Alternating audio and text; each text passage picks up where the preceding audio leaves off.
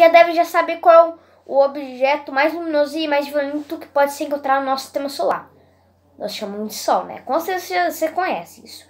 Ele está a 150 milhões de quilômetros de distância do nosso mundo.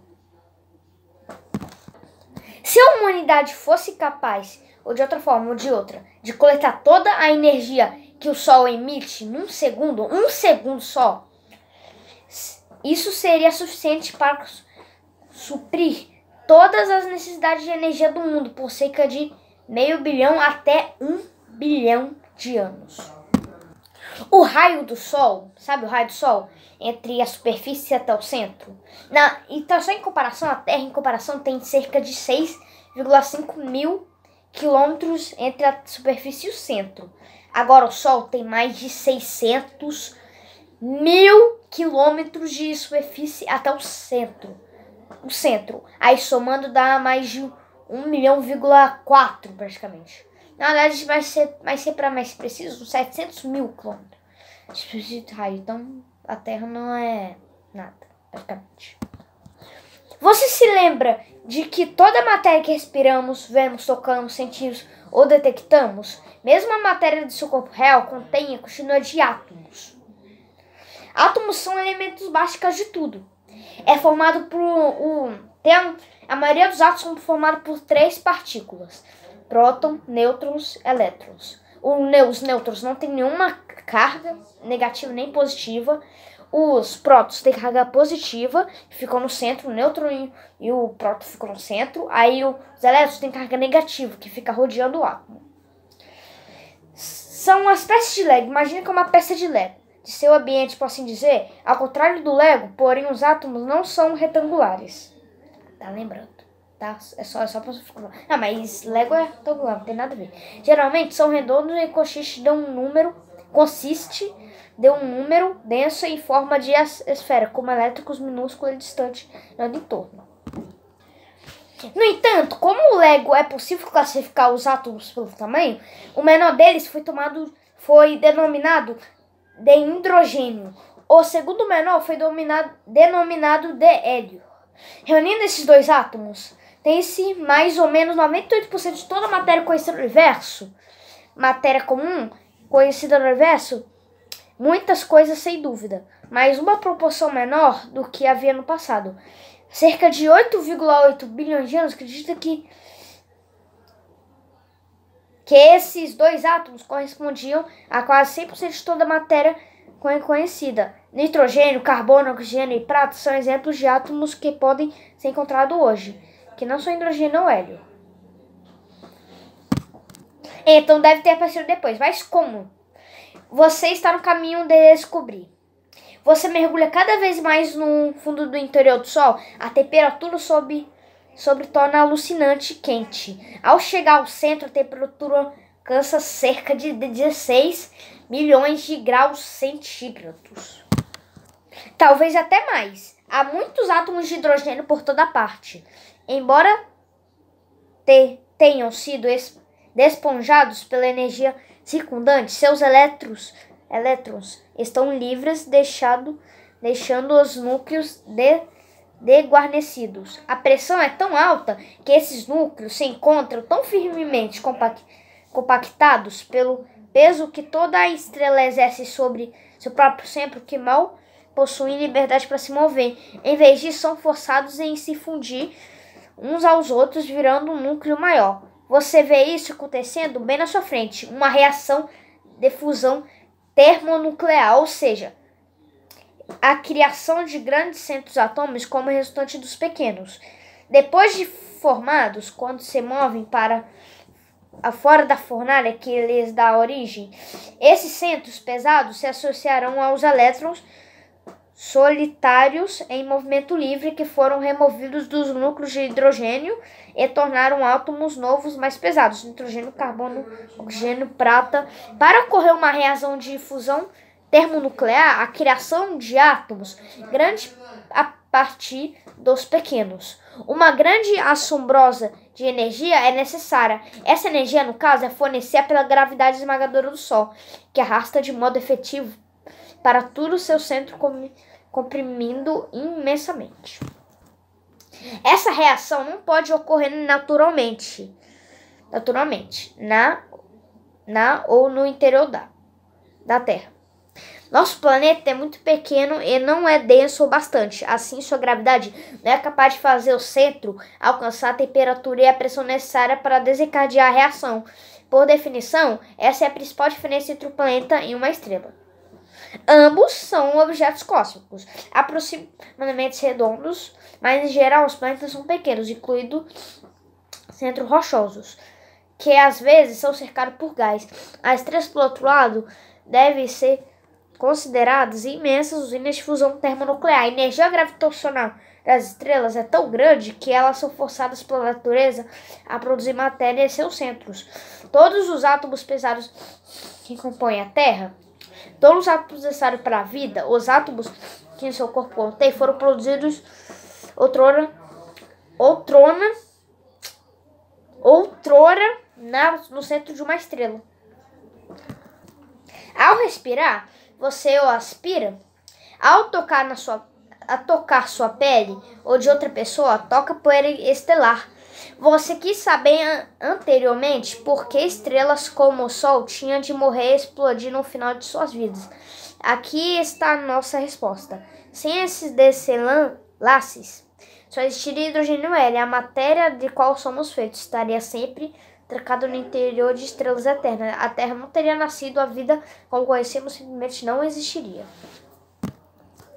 Considerando isso de outra maneira, como não somos constituídos somente de hidrogênio e hélio, uma vez que nosso corpo, a Terra, e tudo o que nos cerca também contém carbono, oxigênio e outros átomos, sabemos que nosso Sol é uma estrela de segunda geração, ou até de terceira. É uma ou duas gerações de estrelas tiveram que explodir antes de suas poeiras virarem o Sol.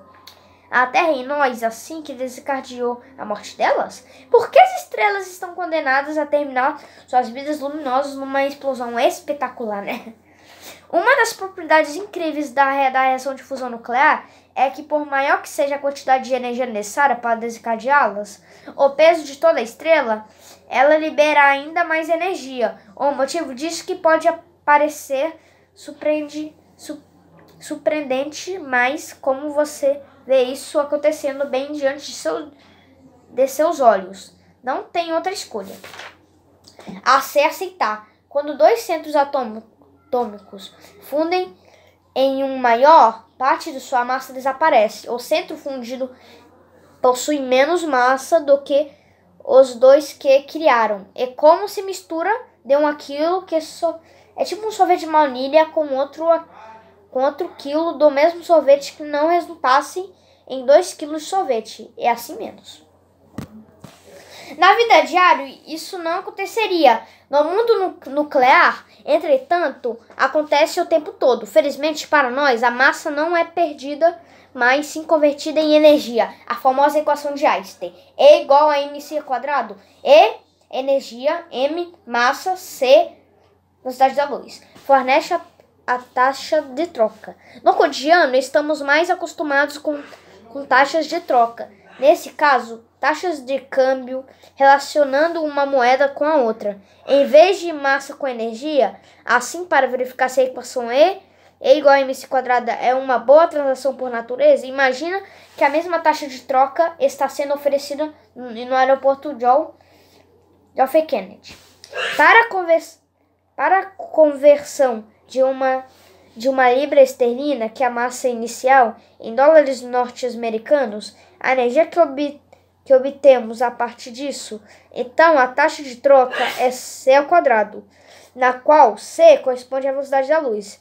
E c² é a velocidade da luz multiplicada por si mesma.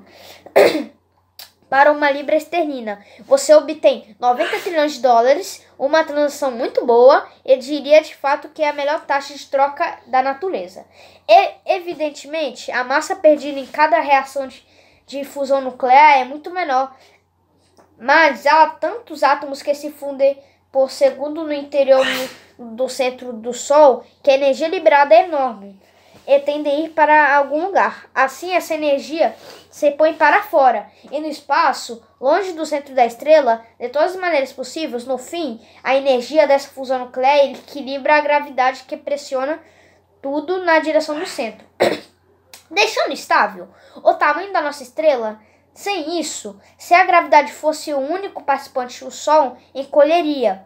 A fusão nuclear emite uma imensa quantidade de luz e partículas, que por acaso converte tudo na proximidade numa sopa luminosa de núcleos elétricos que domina plasma. Essa explosão de luz, calor e energia que faz a estrela brilhar.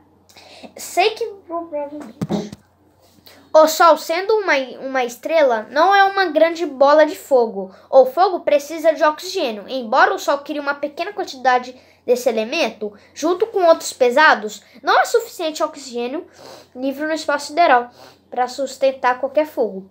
O Sol, como todas as estrelas no céu, é simplesmente uma bola brilhante de plasma luminoso. Uma mistura quente de elétrons, de átomos desponjados de alguns de seus elétrons, são denominados íons. São os ânions e cátions, que eu explico depois no próximo vídeo. E de átomos desponjados de todos os seus elétrons, o núcleo atômico desguarnecido. Desde que haja núcleos minúsculos suficientes para pressionar juntos em seu centro, a gravidade do Sol e a energia de fusão permanecerão em equilíbrio, e temos bastante sorte de estarmos vivendo perto de uma estrela que está nesse estado. Na realidade, não tem nada a ver com sorte. Se o Sol não estivesse nesse estado, não estaríamos aqui, e agora sabemos. O Sol não ficará em equilíbrio para sempre. Um dia, o centro da nossa estrela ficará em seu combustível atômico.